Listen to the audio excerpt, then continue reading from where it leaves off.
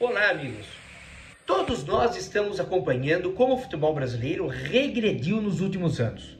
Seja em relação aos clubes europeus, seja em relação às seleções de fora, o fato é, a nata do esporte bretão está espalhada na Europa, especialmente na Inglaterra. E a América do Sul ficou muito para trás, vendo até mesmo Ásia, África, América Central e do Norte crescerem. Mas como isso foi acontecer? Até o final dos anos 90, os grandes clubes sul-americanos se equivaliam em condição técnica aos grandes clubes da Europa. Em questão econômica, não, pois as gremiações já se tornavam empresas. No início dos anos 2000, mais ou menos, com o advento da globalização, da forma como ela é hoje, o mundo foi se descobrindo cada vez mais. As distâncias diminuíram e os jogos de toda parte do planeta passaram a ser vistos. Os melhores jogadores de cada clube, fora do eixo europeu, passaram a ser contratados. Com isso, ingleses, espanhóis, alemães, franceses e italianos dividiam espaços com outras nacionalidades, que eram muitas. Nesse período, bem ou mal, vimos os últimos títulos do Mundial de Clubes ficarem na mão de brasileiros. O São Paulo contra o Liverpool, o Inter contra o Barcelona e o Corinthians contra o Chelsea. E isso ainda ocorreu graças à atuação espetacular, respectivamente, dos goleiros Rogério Ceni, Klemer e Cássio, porque esses times foram envolvidos pelos europeus. Mas quando foi essa virada de chave definitiva de superioridade lá fora? Com a internet e a captação de jovens talentos estrangeiros. A web permitiu que todas as categorias de base também fossem vistas, bem como os clubes do interior mais escondidos.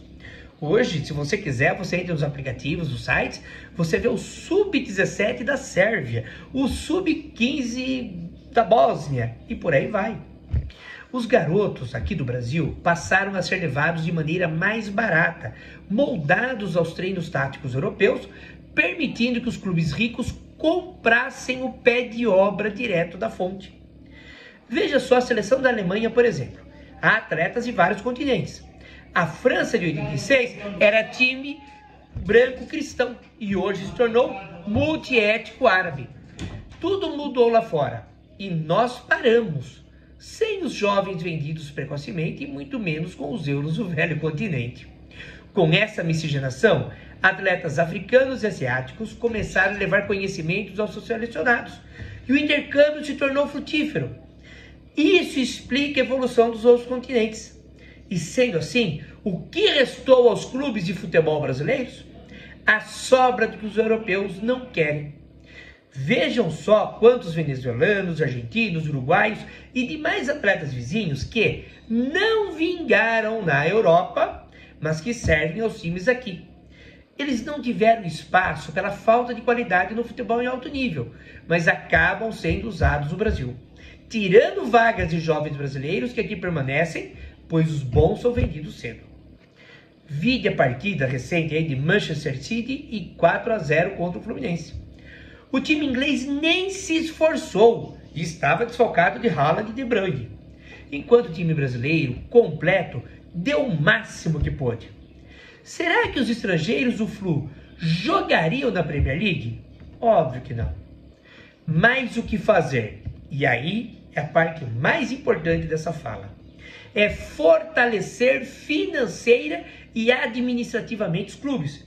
Tem que ter competência para isso. Segurar os atletas de base.